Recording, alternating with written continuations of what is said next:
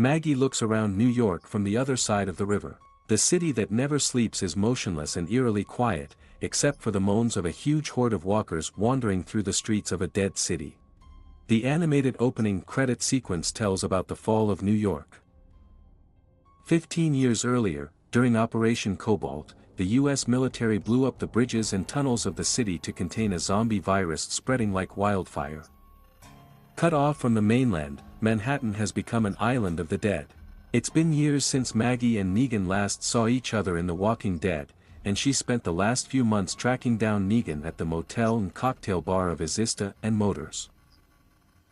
He sat down in this roadside hole, doing the job of a cleaner, clearing the walking surroundings of a gloomy institution. Maggie drops her book with a map when she rushes in pursuit of a frightened Negan, who is accompanied by a young Ginny.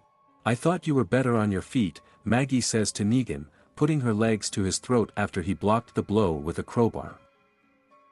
"It's good to see you too," Negan grins. The wanted poster wipes the grin off his face. "If you have any information about this person, report to any office of the Marshals of New Babylon. Do not approach unless armed." Negan proudly puts a wanted poster in his pocket. She asks where Negan's wife, Annie, and their child are, but he refuses. He tells Ginny, who says nothing, that he and Maggie are old acquaintances, and now he understands that she did not come to kill him. Maggie tells how a few weeks ago a Croat raided her house in bricks. Horvath's gang outnumbered and overpowered Maggie's men, stealing their grain and setting up a monthly extortion schedule. As collateral, they took a hostage, the son of Maggie and Glenn Herschel. She tracked them down on the Hudson, but they managed to cross the river and get to Manhattan. Maggie needs Negan to help save her son from a Croat who was kicked out of the asylum for being too violent even for the rescuers of Negan. "There were a lot of psychos in my team back then," says Negan, "but he always stood out because he was an exceptionally crazy son of a bitch. Why should I help you?" "Because you owe me," Maggie tells him, "you're the last person I wanted to ask for help. But it looks like you don't have that many options. Because if I found you here, so did the Marshals." They get in the car and hit the road to Manhattan. Along the way, they meet hanged people who have recently turned into zombies.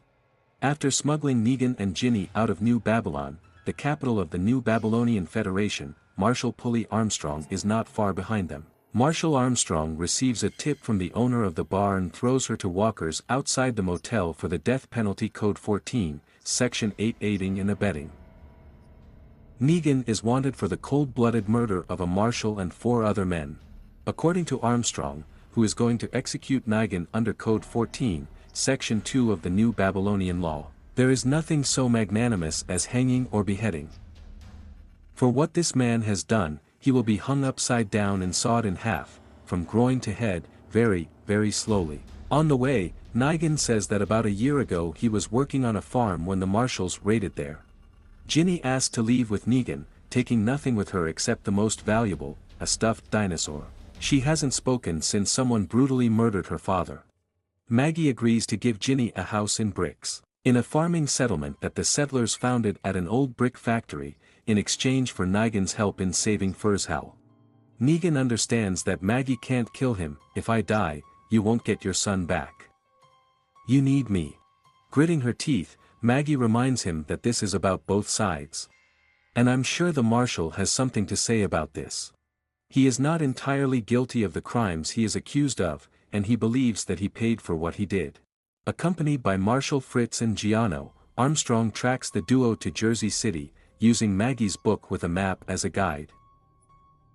Torn pages give their destination, Manhattan.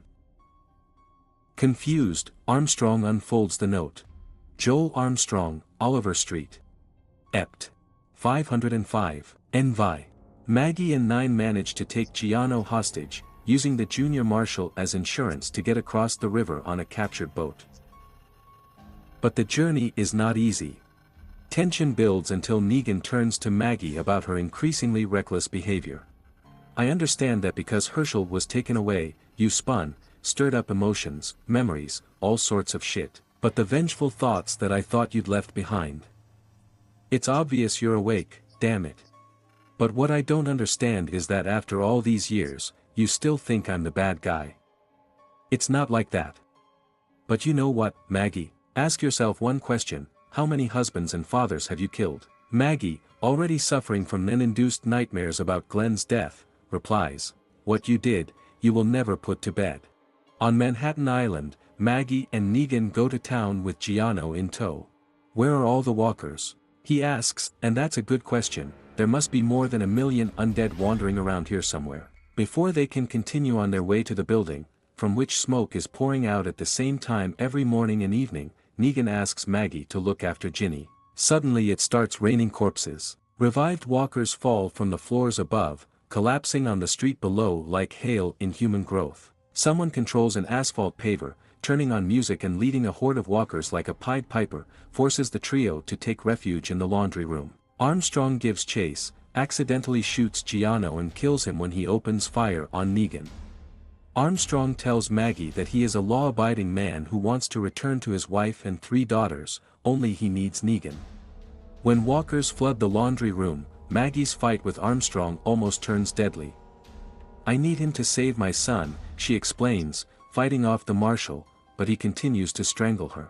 But she eventually manages to escape with Negan. Elsewhere, Herschel is tied to a chair in a dark room. Look at you, acting so cool.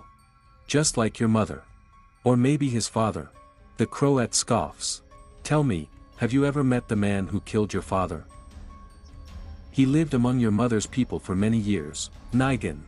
What do you know about him? The torturer continues his monologue, digging in his toolbox. When I was a boy, I was fascinated by Manhattan. All these people on such a small island. Pushing, shoving. The irony is that, dying, the city becomes much more alive than ever. Because the struggle spiritualizes you, shows you the strength that has been inside you all this time. You know, I think you'll like it here.